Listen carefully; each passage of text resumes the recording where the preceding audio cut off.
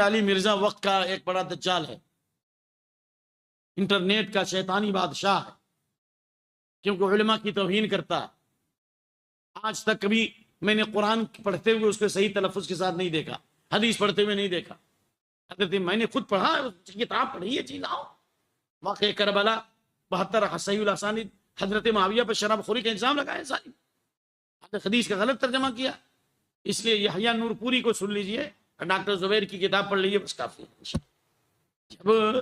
جب بندر نچانے سے قلندر ہو نہیں سکتا، تسبیح کھٹکھٹانے سے پیغمبر ہو نہیں سکتا جی۔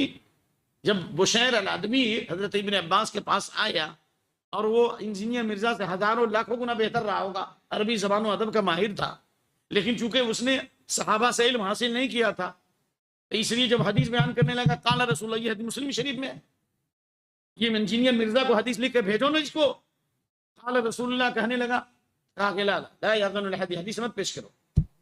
کیا حضرت ابن عباس کو بلغوا انی ولو آیہ نہیں معلوم تھا؟ کہا نہیں پڑھو، نہیں پڑھو، حدیث مت پڑھو، تم اس کے اہل نہیں ہو۔ کہا کہ میں اللہ کے رسول کی حدیث پڑھ رہا ہوں اور آپ منع کر رہے ہیں۔ کہا کہ اس لیے منع کر رہے ہیں کہ تمہارا یہ سبجیکٹ نہیں ہے، تم نے علم کس سے حاصل کیا؟ ایسا آدمی جو بغیر علم حاصل کیا بولتا ہے، ایک نمبر کا گدھا ہے، مجھے کوئی ڈر نہیں۔ اگر اس کی کوئی بات صحیح بھی ہوگی تو غلطیاں زیادہ ہوں گی، سمجھ میں آ رہا ہے نا؟ اس لیے کہا کہ تمہیں حدیث پیش کرنے کی ضرورت نہیں ہے۔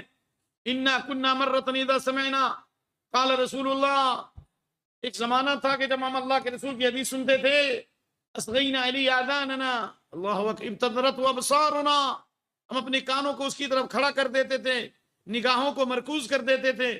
فلما رکب الناس الصعب والذلول فہیہت حیا، لیکن جب فتنوں کا دور آیا، بلائیں مصیبتیں نازل ہونے لگی، حق و باطل گڈمڈ ہو گیا، یعنی حضرت علی اور معاویہ رضی اللہ عنہما کے درمیان، یا جنگ جمل، جنگ صفین کے واقعات ہوئے، خوارج کا فتنہ آیا، شیعہ کا فتنہ آیا، تو ہم ہر ایک سے حدیث نہیں لیتے تھے۔ تو انجینئر مرزا بڑا عالم یا ابن عباس بڑے عالم بولو، انجینئر مرزا بڑا عالم یا محمد بن سیرین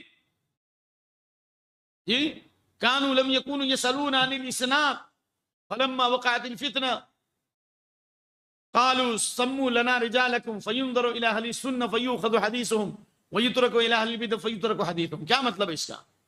ایک زمانے میں سند نہیں پوچھی جاتی تھی، لیکن جب فتنے کا دور آیا تو پوچھا جاتا تھا تم سند پیش کرو، تم نے کس سے سنا، تم نے اس سے کس نے سنا؟ ارے ایسا تھوڑا ہی نہیں، انجینئر مرزا کے بعد کون سی سند ہے، کس نے علم حاصل کیا جی؟ اس لیے جو ایک بڑے عالم نے جو فرمایا، اللہ ان کو جزا خیر دے، کہ ایک صفحہ قرآن پڑھ کے سنا دے اگر ہے تو، تجوید کے ساتھ، یا ترجمہ بغیر ترجمے کے قرآن کا ترجمہ کر دے، کوئی بھی حدیث میں اٹھاتا ہوں ترجمہ کر دے تو جی۔ تو جب کتاب پڑھ کر کے ڈاکٹر بنے گا، وہ کیا ہوگا؟ نیم ملا، نیم حکیم خطر جان، اور نیم ملا، نیم حکیم خطر جان، نیم ملا خطر ایمان، وہی والا ہے۔ لہذا انٹرنیشنل نمبر بتانے سے کوئی انٹرنیشنل نہیں ہوتا۔ انجینئر مرزا انٹرنیشنل نمبر بتاتا ہے، لیکن انٹرنیشنل جاہل ہے وہ، سمجھ میں آ گئی بات؟ اس لیے یہ علماء، یہ مشائخ جنہوں نے علم حاصل کیا ہے، ان من شراط الساعة ان يلتمس العلم عند الاصاغر، یہ حدیث میری نہیں، رسول اللہ کی حدیث ہے۔ کم علم لوگوں سے علم حاصل کیا جائے گا، نوخیزوں سے علم حاصل کیا جائے گا، جاہلوں سے علم حاصل کیا جائے گا۔ ابن عباس، حضرت ابن مسعود بڑے عالم، یا انجینئر مرزا بڑا عالم، لا يزال الناس صالحين متماسكين ما اتاهم العلم من اكابرهم فاذا اتاهم العلم من الاصاغر هلكوا۔ لوگوں میں امن رہے گا، شانتی رہے گی، اتحاد کے ساتھ رہیں گے جب بڑوں لوگوں سے علم آئے گا، جب چھوٹوں سے علم آئے گا تو لوگ ہلاک ہو جائیں گے۔ یہ اللہ کے نبی فرماتے تسمعون ويسمع منكم ويسمع ممن يسمعكم، تم مجھ سے حدیثیں سننے ہو، تم سے بھی لوگ سنیں گے، جو تم سنتے ہیں ان سے بھی لوگ سنیں گے۔ ایسا تھوڑی نہیں کہ سیدھے کوئی چند کیسیٹیں پڑھ لیا اور اس کے بعد انٹرنیشنل نمبر پڑھ کر کے ترجمہ کرنے لگا، صحابہ بچرہ کرنے لگا، علماء کو جاہل کہنے لگا، اداروں کے بارے میں کہنے کہ یہاں جتنے لوگ ہوتے ہیں اقلام باز ہوتے ہیں، نعوذ باللہ من ذلک، قبحهم اللہ۔ یہ طریقہ ہے، یہ ہے دعوت کا طریقہ۔ اس لیے میرے بھائیوں، ایسے دجالوں سے بچو۔ یاتی فی آخر الزمان دجالون کذابون یاتونکم من الحدیث بما لم تسمنتم ولا آباؤکم وإیاکم ایاہم فإنہم لا یضلونکم ولا یفتنونکم۔ ایسے آخری زمانے میں دجال کذاب آئیں گے جو ایسی باتیں بیان کریں گے جن کو نہ تم نے سنا نہ تمہارے باپ دادے نے سنا، کہیں گمراہ نہ کر دیں۔ اس لیے ایسے لوگوں سے ہوشیار رہیے۔ اور نبی صلی اللہ علیہ وسلم نے جو باتیں بتائی ہیں کہ جنہوں نے عمر کا ایک بڑا حصہ علم کے حصول میں لگایا، اساتذت علم حاصل کیا، قرآن و سنت کا علم حاصل کیا، اس کا عقیدہ، اس کا منہج صحیح ہے، اس سے علم لیا جائے گا.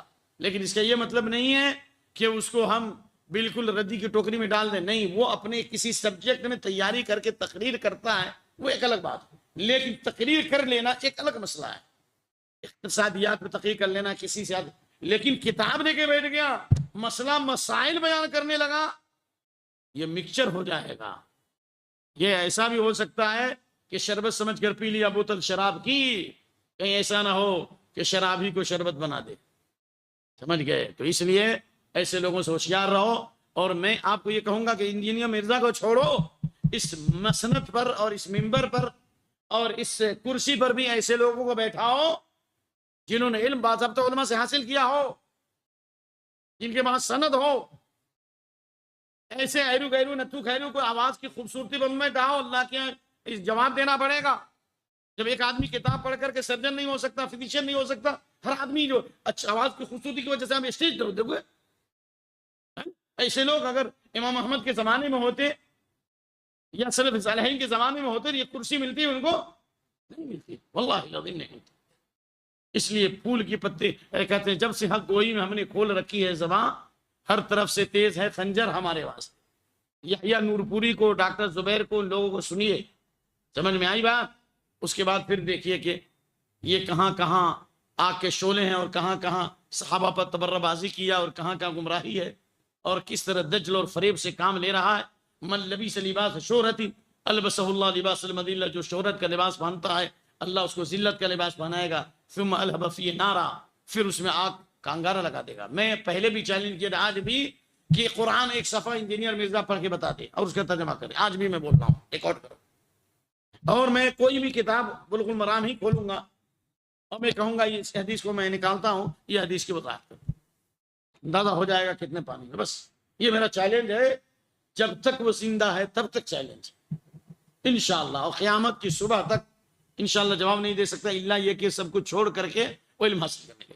میں معافی چاہتا ہوں، ایک ہمارے بھائی ہیں، ان کا نام نہیں بتانا چاہتا ہوں، پونا کے، وہ جناب 1.5 گھنٹہ 2 گھنٹہ تقریر، تھک گیا اس کی تقریر سن سن کر، یادگیر میں بیٹھنا پڑا. کیا کیجئے گا، آج کل تو عوام ایسے گویوں کو، ایسے بحروفیوں کو عزت دیتی. لیکن جب اللہ جزائے خیر دے، ہمارے پونا کے ابو زید ضمیر کو جب انہوں نے سمجھایا تو انہوں نے سب کچھ چھوڑ دیا. ریاض میں اتنے سال رہے، انہوں نے کبھی تقریر ہی نہیں کی، اب علم کی طرف مائل ہو گئے، علم حاصل کرنے لگے. ماشاءاللہ ایسے بہت لوگ ہیں. تو اس لیے اس کو کہیے اگر انجینئر مرزا بھی بڑے بڑے علامہ سے اور علماء سے علم حاصل کرنے لگے اور علم حاصل کرنے کے بعد درس دے، انشاءاللہ میں اپنا اس کو شیخ ماننے کے لیے تیار ہوں. لیکن پہلے تم کو علم حاصل کرنے کے لیے ذلت برداشت کرنی پڑے گی. اللہ تعالی ہم سب کو توفیق عطا فرمائے. سبحانک اللہم و بحمدک و اشہد ان لا الہ الا انت. اور بھی